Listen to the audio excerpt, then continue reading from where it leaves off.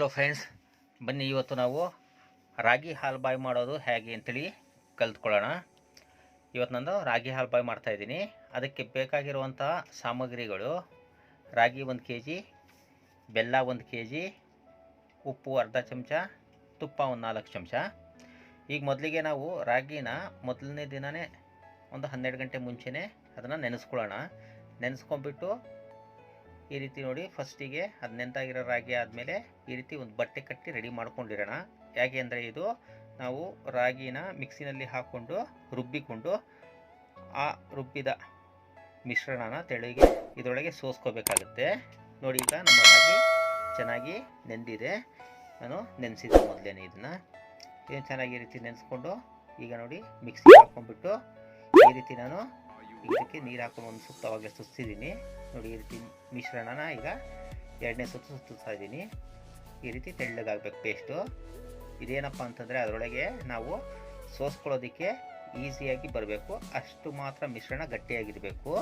ಈಗ ಇದನ್ನು ನಾವು ಈ ರೀತಿ ಹಾಕ್ಕೊಂಡು ದೋಸೆ ಹಿಟ್ಟಿನ ಮಿಶ್ರಣ ಇದ್ದಂಗಿದೆ, ಇದನ್ನು ಹಾಕ್ಕೊಂಡು ಈಗ ನಾನು ಸೋಸ್ಕೊಳ್ತಾ ಇದ್ದೀನಿ. ಈ ರೀತಿ ನಮ್ಮ ಎಲ್ಲ ರಾಗಿನೂ ಕೂಡ ನೀವು ನುಣ್ಣಗೆ ರುಬ್ಕೊಂಡು ಈ ರೀತಿ ಸೋಸ್ಕೋಬೇಕಾಗುತ್ತೆ. ಇದನ್ನೆಲ್ಲ ನಾವು ಈ ರೀತಿ ಸೋಸಿ ತೆಗೆದು ಅದರಿಂದ ಬರುವಂಥ ಹಾಲಿನಿಂದ ಈ ಹಾಲು ಬಾಯಿಯನ್ನು ನಾವು ರೆಡಿ ಮಾಡೋದು.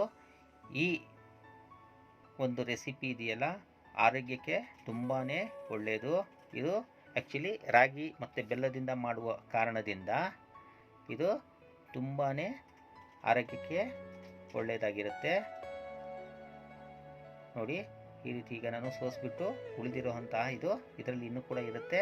ಇದು ಮತ್ತೆ ಕೊನೆಗೆ ಇನ್ನೊಂದ್ಸಲಿ 2 ರೌಂಡ್ ಓಡಿಸ್ಬಿಟ್ಟು ನೀರು ಹಾಕಿ ಮತ್ತೆ ಇದರಿಂದ ಮತ್ತೆ ನಾವು ಹಾಲನ್ನು ತಕ್ಕೋಬೋದು. ಈ ನೀರಲ್ಲೆಲ್ಲ ನಾನು ರುಬ್ಬಿ ಈ ರೀತಿ ಮಿಶ್ರಣದಿಂದ ಹಾಲನ್ನು ಸೋಸಿ ತೆಗಿತಾ ಇದ್ದೀನಿ. ನೋಡಿ, ಈ ರೀತಿ ಎಲ್ಲ ಹಾಲು ತಗೊಂಡು ಇಟ್ಕೋಬೇಕು ಸೋಸಿದ್ದು. ಇದು ಆರೋಗ್ಯಕ್ಕೆ ತುಂಬಾ ಚೆನ್ನಾಗಿರುತ್ತೆ. ಎಲ್ಲ ಹಳೆ ಕಾಲದಲ್ಲಿ ತುಂಬ ಜನ ಮಾಡ್ಕೊಂಡು ತಿಂತಾಯಿದ್ರು. ಈಗ ಟೈಮ್ ಅಭಾವದಿಂದ ಮಾಡೋದು ಕಡಿಮೆ ಆಗಿದೆ. ನೋಡಿ, ಈ ರೀತಿ ನಾನೆಲ್ಲ ಸೋಸಿ ಉಳಿದಿರೋಂಥ ಲಾಸ್ಟ್ ಅದ್ರ ಒಟ್ಟು ಥರ ಇರುತ್ತೆ. ಅದನ್ನು ಇನ್ನೊಂದು ಸರಿ ಹಾಕ್ಕೊಂಡು ನಾನು ಮಿಕ್ಸಿನಲ್ಲಿ ಮತ್ತೆ ನೀರು ಹಾಕ್ಕೊಂಡೋದಕ್ಕೆ ಮತ್ತೆ ಇನ್ನೊಂದು ಸರಿ ಅದನ್ನು ನುಣ್ಣಗೆ ರುಬ್ಕೊಳ್ತೀನಿ. ನುಣ್ಣಗೆ ರುಬ್ಕೊಂಡು ನೀರು ಹಾಕ್ಕೊಂಡ್ಬಿಟ್ಟು ನುಣ್ಣಗೆ ರುಬ್ಕೋಬೇಕಾಗುತ್ತೆ. ನೋಡಿ, ಈ ರೀತಿ ಬಿಡಿ ಪತ್ರ ಇದೆ, ಇದು ರುಬ್ಕೊಂಡು ಮತ್ತೆ ಇದನ್ನ ಹಿಂಡಿ ಹಾಲನ್ನ ತೆಗಿತಾ ಇದ್ದೀನಿ. ಯಾಕೆ ಅಂತಂದರೆ ರಾಗಿ ತುಂಬಾ ಅಮೂಲ್ಯವಾದದ್ದು. ಇದರಲ್ಲಿರೋಂಥ ಪೌಷ್ಟಿಕಾಂಶ ಇನ್ನು ಬೇರೆ ಯಾವುದ್ರಲ್ಲೂ ಕೂಡ ಹೆಚ್ಚಾಗಿ ಸಿಗೋದಿಲ್ಲ. ಹಾಗಾಗಿ ಇದನ್ನೆಲ್ಲ ನಾನು ಇನ್ನೊಂದ್ಸಲಿ ರುಬ್ಬಿದ ನಂತರ ಎಲ್ಲ ಹಿಂಡಿ ನಾನು ರೀತಿ ನೋಡಿ ಆ ಹಾಲನ್ನೆಲ್ಲ ಸೋಸಿ ತೆಗಿತಾ ಇದ್ದೀನಿ. ಇದನ್ನು ಮತ್ತೆ ಉಳಿದಿದ್ದಂಥ ಒಟ್ಟನ್ನು ನೀವು ಗಿಡಗಳಿಗೆ ಹಾಕಿ ಪೌಷ್ಟಿಕಾಂಶ ಕೊಳಿಸ್ಬಿಟ್ಟು ಅದಕ್ಕೂ ಕೂಡ ಪೌಷ್ಟಿಕಾಂಶ ಸಿಗುತ್ತೆ. ನೋಡಿ, ಈ ರೀತಿ ಈಗ ನಾನು ಸೋಸಿ ತೆಗೆದಿರೋಂಥ ಹಾಲು ಈ ರೀತಿ ಹೀಗಿದೆ. ಇದು ಒಂದು 10 ರಿಂದ 15 ನಿಮಿಷ ಹಾಗೆ ಬಿಟ್ಬಿಡಿ. ಅದಕ್ಕಿಂತ ಮೊದಲು ಈಗ ನಾವು ಇದಕ್ಕೆ ಪಾಕ ರೆಡಿ ಮಾಡ್ಕೊಳ್ಳೋಣ. ಆ 10 ರಿಂದ 15 ನಿಮಿಷ ಬಿಟ್ಟ ಮೇಲೆ ಅದರ ಮೇಲೆ ತಿಳಿ ನೀರು ಬಂದಿರುತ್ತೆ. ಅದೇ ನೀರನ್ನು ನಾನು ಇಲ್ಲಿ ಯೂಸ್ ಮಾಡ್ತಾ ಇದ್ದೀನಿ. ಒಂದು ಅರ್ಧ ಕಪ್ಪು ನೀರನ್ನು 1 kg ಬೆಲ್ಲ ಕುಟ್ಟಿ ಪುಡಿ ಮಾಡ್ಕೊಂಡಿದ್ದೀನಿ. ಅದನ್ನು ಒಲೆ ಮೇಲೆ ಇಟ್ಬಿಟ್ಟು ಇದಕ್ಕೆ ಹಾಕ್ಕೊಂಡು ಈಗ ಪಾಕಕ್ಕೆ ರೆಡಿ ಮಾಡ್ಕೊಳ್ತೀನಿ. ಪಾಕ ಏನಕ್ಕೆ ಮಾಡ್ತಾ ಇದ್ದೀನಿ ಅಂತಂದರೆ ಈ ಬೆಲ್ಲದಲ್ಲಿ ಕಲ್ಲು ಇವು ಇರುತ್ತೆ. ಆ ಕಲ್ಲುಗಳೆಲ್ಲ ಇದರಲ್ಲಿ ಸೋಸಿ ಕೆಳಗೆ ಕೂರುತ್ತೆ. ನಾವು ಮೇಲ್ಗಡೆ ಬೆಲ್ಲನ ಮಾತ್ರ ಇದಕ್ಕೆ ಯೂಸ್ ಮಾಡ್ಕೊಳ್ಳೋಣ. ಹಾಗೆ ಡೈರೆಕ್ಟಾಗಿ ಬೆಲ್ಲ ಹಾಕೋದ್ರಲ್ಲಿರೋಂಥ ಕಲ್ಲು ಇದು ಇರುತ್ತೆ, ಅದೆಲ್ಲ ನಮ್ಮ ಹೊಟ್ಟೆ ಸೇರ್ಬೋದು. ಹಾಗಾಗಿ ನಾನು ಈ ಕಲ್ಲನ್ನು ಸೋಸಿ ತೆಗೆಯೋದಕ್ಕೆ ಅಂತೇಳಿ ಈ ರೀತಿ ನಾನು ಈಗ ಮೀಡಿಯಮ್ ಆಗಿ ಪಾಕ ಮಾಡ್ಕೊಳ್ತಾ ಇದ್ದೀನಿ. ಈ ಪಾಕ ಈ ರೀತಿ ತಯಾರಾದ ಮೇಲೆ ಇದನ್ನು ಕೆಳಗಿಳಿಸ್ಕೊಂಡು ಹಾಲನ್ನು ನಾನು ಆಲ್ರೆಡಿ ರೆಡಿ ಮಾಡ್ಕೊಂಡಿರೋ ಹಾಲನ್ನು ಒಲೆ ಮೇಲಿಟ್ಟು ಆ ಹಾಲಿಗೆ ನೋಡಿ, ಇದು ಒಲೆ ಮೇಲೆ ಇಟ್ಕೊಂಡಿದ್ದೀನಿ.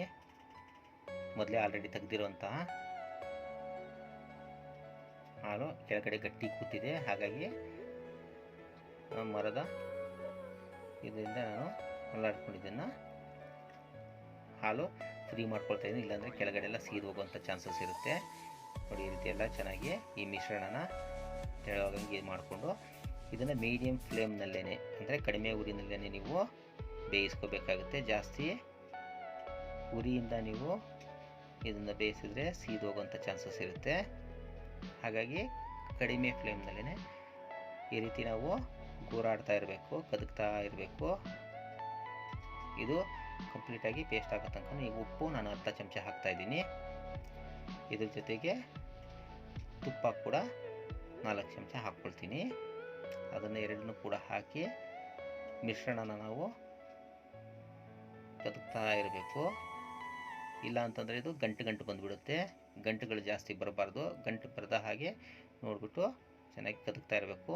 ಆವಾಗ ಗಂಟು ಬಂತು ಅಂತಂದರೆ ಸ್ವಲ್ಪ ಕೆಳಗೆ ಇಳಿಸ್ಕೊಂಡು ಮತ್ತೆ ಅದನ್ನು ಚೆನ್ನಾಗಿ ಕದಕಿ ಗೂರಾಡ್ಬಿಟ್ಟು ಮತ್ತೆ ಬೇಯಿಸ್ಕೊಳ್ಳಿ. ಕಡಿಮೆ ಫ್ಲೇಮ್ನಲ್ಲೇ ಬೇಯಿಸಬೇಕಾಗುತ್ತೆ. ಈಗ ನಾನು ರೆಡಿ ಇಟ್ಕೊಂಡಿರುವಂಥ ಬೆಲ್ಲದ ಪಾಕನ ಇದಕ್ಕೆ ಸುರ್ಕೊಳ್ತಾ ಇದ್ದೀನಿ. ನೋಡಿ, ಈ ರೀತಿ ಇದರೊಳಗೆ ಹಾಕ್ಕೊಂಡು ಅದನ್ನು ಮೇಲ್ಗಡೆ ತಿಳಿ ಮಾತ್ರ ಪೂರ್ತಿ ಹಾಕ್ಕೊಂಡು ಇಳಿಸ್ಕೊಳ್ತೀನಿ. ಕೆಳಗಡೆ ಕಲ್ಲುಗಳಿರೋದಿಲ್ಲ, ಆ ರೀತಿ ಎತ್ತಿ ಇಟ್ಬಿಡೋಣ.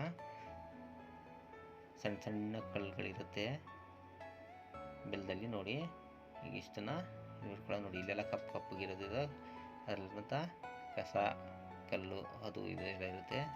ನೋಡಿ, ಈ ರೀತಿ ಸಣ್ಣ ಸಣ್ಣ ಕಲ್ಲು ಪುಡಿಗಳು ನಮಗೆ ಸಿಗೋಂಥ ಚಾನ್ಸ್. ಹಾಗಾಗಿ ನಾನು ಇದನ್ನು ಪಕ್ಕ ಮಾಡ್ಕೊಂಡಿರೋದು. ಈಗ ಇದನ್ನು ಚೆನ್ನಾಗಿ ಈ ರೀತಿ ಗೂರಾಡ್ತಾನೆ ಇರಬೇಕು. ನೀವು ಇದನ್ನು ನಿಲ್ಲಿಸಬಾರ್ದು. ಹೆಚ್ಚು ಕಡಿಮೆ ಒಂದು ಅರ್ಧ ಗಂಟೆ ಪ್ರೋಸೆಸ್ ಆಗುತ್ತೆ. ಅರ್ಧ ಗಂಟೆ ಪ್ರೋಸೆಸ್ವರೆಗೂ ಇದನ್ನು ನೀವು ಚೆನ್ನಾಗಿ ಗೂರಾಡ್ತಾ ಇರಬೇಕು. ಯಾಕೆ ಮೀಡಿಯಮ್ ಫ್ಲೇಮ್ನಲ್ಲಿ ನಾವು ಇದನ್ನು ರನ್ ಮಾಡ್ತಾ ಇರ್ತೀವಿ. ನೋಡಿ, ಈ ರೀತಿ ಗೂರಾಡ್ಕೊಂಡೇ ಇರಬೇಕು. ದಿ ನಳಪಾಕ ಚಾನಲ್ಗೆ ನೀವು ಇನ್ನೂ ಕೂಡ ಸಬ್ಸ್ಕ್ರೈಬ್ ಆಗಿಲ್ಲ ಅಂತಂದರೆ ಈ ಕೂಡಲೇ ಸಬ್ಸ್ಕ್ರೈಬ್ ಆಗಿ. ಮತ್ತು ಈ ರೆಸಿಪಿ ನಿಮಗೆ ಲೈಕ್ ಆಯಿತು ಅಂತಂದರೆ ಒಂದು ಲೈಕ್ ಕೊಡಿ. ಹಾಗೆ ನಿಮ್ಮ ಇತರ ಫ್ರೆಂಡ್ಸ್ಗಳಿಗೂ ಕೂಡ ಶೇರ್ ಮಾಡಿ. ಇನ್ನೂ ಹೆಚ್ಚೆಚ್ಚು ವೀಡಿಯೋಗಳು ಮಾಡೋದಕ್ಕೆ ನಮಗೆ ಎಂಕರೇಜ್ ಮಾಡಬೇಕು ಅಂತ ಕೇಳ್ಕೊಳ್ತಾ ಇದ್ದೀನಿ. ನೋಡಿ, ಈ ರೀತಿ ಪೇಸ್ಟ್ ಗಟ್ಟಿ ಆಗ್ತಾ ಇದೆ. ಗಂಟು ಬರ್ದಂಗೆ ನೋಡ್ಕೊಳ್ಳಿ. ಇದನ್ನು ಕೆಳಗೆ ಇಳಿಸ್ಕೊಂಡ್ಬಿಟ್ಟು ನೀವು ಇನ್ನೊಂದ್ಸರಿ ಗೂರಾಡ್ಕೋಬೋದು. ಮೀಡಿಯಮ್ ಫ್ಲೇಮ್ನಲ್ಲೇ ಈ ರೀತಿ ತಿರುಗ್ತಾ ಇರಬೇಕು. ಅದು ಆ ರೀತಿ ಪೇಸ್ಟ್ ರೆಡಿ ಆದಮೇಲೆ ಒಂದು ತಟ್ಟೆ ತೊಗೊಂಡ್ಬಿಟ್ಟು ಅದಕ್ಕೆ ತಟ್ಟೆ ಅಥವಾ ದೊಡ್ಡ ತಟ್ಟೆ ಬೇಕಾದರೆ ಯೂಸ್ ಮಾಡ್ಕೋಬೋದು. ಇದನ್ನು ಈ ರೀತಿ ತುಪ್ಪ ಸೋರ್ಕೊಂಡು ಅದಕ್ಕೆ ಆ ತಟ್ಟೆಗೆ ನಮ್ಮ ಹತ್ರ ಮೀಡಿಯಮ್ ಸೈಜ್ ತಟ್ಟೆನಲ್ಲಿ ಮಾಡಿದ್ದೀನಿ.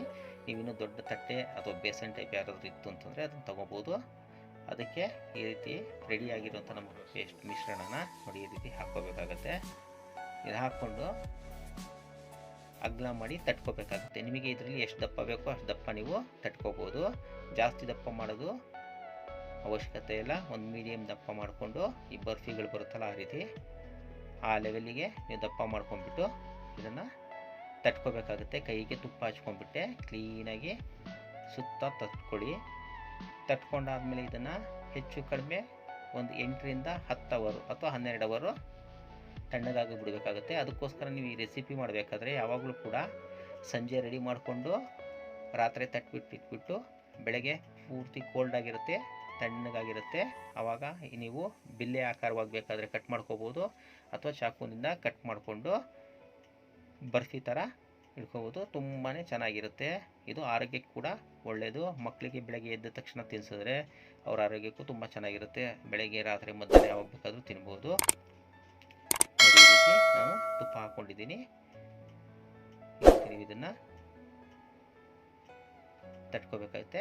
ಮೀಡಿಯಮ್ ಬಿಸಿ ಇರಬೇಕಾದ್ರೆ ತಟ್ಕೊಳ್ಳಿ. ತುಂಬ ತಣ್ಣಗಾಗ್ಬಿಟ್ರೆ ಮತ್ತೆ ನಿಮಗೆ ತಟ್ಕೊಳಕ್ಕಾಗಲ್ಲ. ನೋಡಿ, ಮೀಡಿಯಮ್ ಬಿಸಿ ಇರಬೇಕಾದ್ರೆ ಎಲ್ಲ ತಟ್ಕೊಂಡು 2 ತಟ್ಟೆನಲ್ಲಿ ಹಾಕ್ಕೊಂಡು ನಾನು ಈ ರೀತಿ ತಟ್ಕೊಂಡು ರೆಡಿ ಮಾಡ್ಕೊಂಡಿದ್ದೀನಿ. ಈ ರೆಸಿಪಿ ಟ್ರೈ ಮಾಡಿ ನೋಡಿ. ಮಾಡಿದ್ಮೇಲೆ ನಿಮಗೆ ಇದರ ಟೇಸ್ಟ್ ಯಾವ ರೀತಿ ಅನ್ನಿಸ್ತು ಅಂತೇಳಿ ಕಮೆಂಟ್ ಮೂಲಕ ನಮಗೆ ತಿಳಿಸೋದನ್ನು ಮರಿಬೇಡಿ. ರೆಸಿಪಿ ಮಾಡಿ ನೋಡಿ. ಈ ರೀತಿ ನೀವು ರೌಂಡಾಗಿ ಬಿಲ್ಲೆ ಥರ ಬೇಕಾದರೆ ಕಟ್ ಮಾಡ್ಕೋಬೋದು ಅಥವಾ ಈ ರೀತಿ ತ್ರಿಕೋನ ಆಕಾರದಲ್ಲಿ ಬೇಕಾದರೂ ಕಟ್ ಮಾಡ್ಕೋಬೋದು. ನಿಮಗೆ ತುಂಬಾ ಚೆನ್ನಾಗಿರುತ್ತೆ. ತಿಂದು ನೋಡಿ.